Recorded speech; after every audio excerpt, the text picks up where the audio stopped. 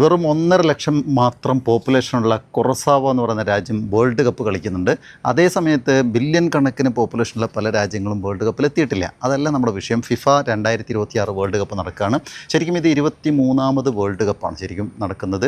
48 രാജ്യങ്ങൾ, അത്രയും കൂടുതൽ രാജ്യങ്ങളുള്ള ആദ്യത്തെ വേൾഡ് കപ്പാണ്.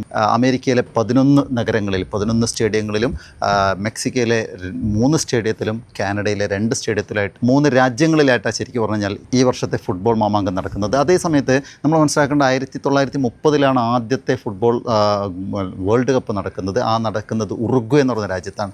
ഉറുഗ്വേയിൽ നടന്ന ആ വർഷം ചാമ്പ്യൻ ആയതും ഉറുഗ്വേ തന്നെയാണ്. നിങ്ങൾക്ക് വേറൊരു കാര്യം അറിയാം, ചില ഫാക്റ്റുകൾ പറയാം, നിങ്ങൾ വെറുതെ അറിഞ്ഞിരിക്കാൻ വേണ്ടിയിട്ടാണ്. വേൾഡ് കപ്പ് ചാമ്പ്യന് കിട്ടുന്ന എമൗണ്ട് എത്രയായിരിക്കും എന്നറിയോ?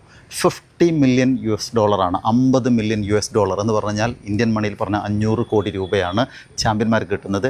രണ്ടാം സ്ഥാനത്ത് എത്തുന്നവർക്കും $33 മില്യൺ ആണ് എന്ന് പറഞ്ഞാൽ ഏതാണ്ട് 330 കോടി രൂപയാണ് കിട്ടുക എന്നുള്ളതാണ്.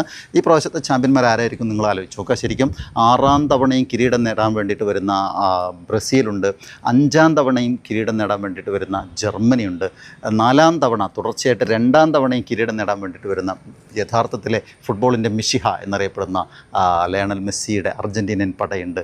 അതേപോലെ 3ാം തവണയും കിരീടം തേടി ഇറങ്ങിയിരിക്കുന്ന ഉറുഗ്വേയുണ്ട്, അതുപോലെ ഫ്രാൻസ് ഉണ്ട്.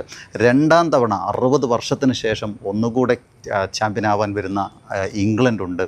അങ്ങനെ കുറേ അധികം ആളുകൾ വരുന്നുണ്ട്. അതേസമയത്ത് തന്നെ കഴിഞ്ഞ 12 വർഷമായിട്ട് 3 തവണയും വേൾഡ് കപ്പിലേക്ക് ക്വാളിഫൈ ചെയ്യാൻ പറ്റാതെ പോയ ഇറ്റലിയും നമ്മൾ ഈ സമയത്ത് ഓർക്കണം എന്നുള്ളതാണ്. അങ്ങനെ കുറേ അധികം ഫാക്റ്റുകൾ ഇതിനകത്തുണ്ട്. 17 വയസ്സുള്ള മെക്സിക്കൻ താരമുണ്ട്. അതും കൂടാതെ നമ്മളെ സംബന്ധിച്ചിടത്തോളം അത്ഭുതപ്പെടുത്തുന്നത് കണ്ണൂർക്കാരൻ പയ്യൻ ഇന്ത്യക്ക് വേണ്ടി അല്ലെങ്കിലും ഖത്തറിന് വേണ്ടിയിട്ട് ലോകകപ്പിൽ ബൂട്ടണിയുന്നുണ്ട്. അവനെ നമുക്ക് പ്രത്യേകം അഭിനന്ദിക്കാം. അതേസമയത്ത് നിങ്ങളുടെ അഭിപ്രായത്തിൽ ഈ പ്രാവശ്യം ആര് കപ്പ് കൊണ്ടുപോകും, ആരായിരിക്കും ഗോൾഡൻ ബൂട്ട് നേടുക, ആരായിരിക്കും ഒരു തവണയെങ്കിലും റൊണാൾഡോയ്ക്ക് ഈ സാധ്യതയുണ്ടോ, പോർച്ചുഗലിൻ്റെ അവസ്ഥ എന്താണ്, ഈ കാര്യങ്ങൾക്കൊക്കെ നിങ്ങൾക്ക് കമൻറ്റ് ചെയ്യാം.